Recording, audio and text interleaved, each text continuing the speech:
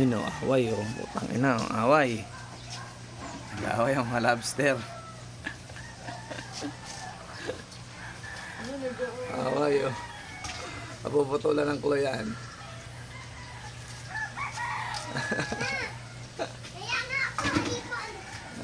Ay, tinan mo.